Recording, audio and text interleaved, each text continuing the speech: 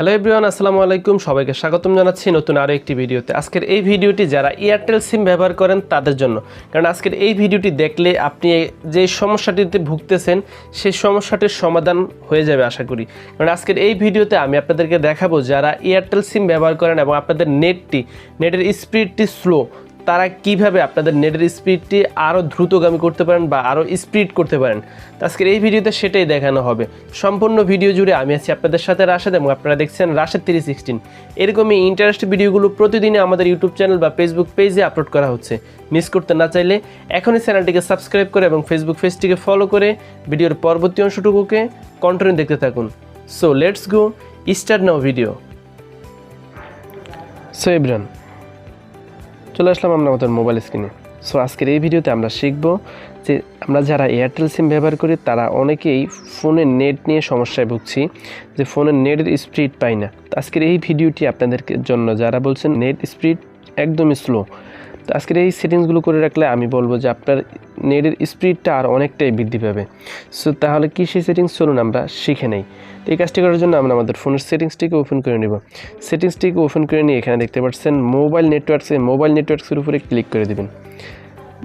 Click করা শেষে আপনি আপনার এয়ারটেল সিমটি কোথায় রয়েছে, কি সিম 1 না 2তে, সেটাকে আপনি বাছাই করে নিয়ে আপনি এখান থেকে ক্লিক করে দেবেন। তো আমি সিম 2তে ক্লিক করে দিলাম। ক্লিক করে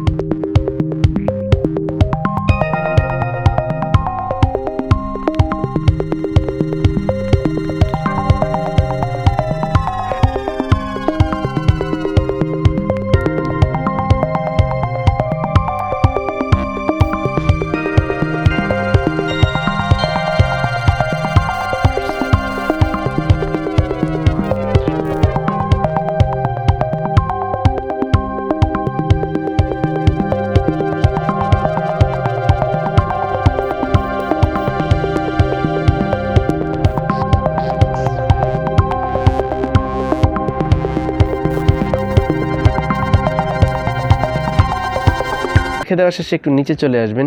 নিচে চলে আসে নিচে দেখতে পারবেন সার্ভিস। এই সার্ভিস এখানে লিখে দিবেন www.google.com। জাস্ট এখান থেকে আপনারা এই www.google.com এটা লিখে দিবেন। লিখে দেওয়া শেষে জাস্ট এখন আপনাদের কিন্তু আর কিছুই এখানে করার প্রয়োজন নেই। এখান থেকে জাস্ট এখানে উপরে দেখতে পাচ্ছেন টিকমার্ক, এই টিকমার্ক অপশনটির উপরে ক্লিক করে দিবেন। ক্লিক করার শেষে এখান থেকে জাস্ট এই নিচে যেটি রয়েছে এটার উপরে একটি ক্লিক করে দিবেন। আপনাদের কিন্তু এখন ইন্টারনেটটি কিন্তু আরও আগের চাইতে এখন অনেক স্পিড গতিতে চলবে। সো বন্ধুরা দেখতে পাচ্ছেন আমাদের কিন্তু এখন কিন্তু এখানে 4G রয়েছে। সো এইভাবে কিন্তু আপনারা আপনাদের সেটিংসটিকে ইনেবল করে নিতে পারেন। সো বন্ধুরা এই ছিল আজকের ভিডিওটি, আশা করছি ভালো লেগেছে। পরবর্তী ভিডিও পর্যন্ত ভালো থাকেন, সবাই সুস্থ থাকেন। এতক্ষণ সাথে থাকার জন্য আপনাদেরকে অনেক অনেক ধন্যবাদ। আল্লাহ হাফেজ।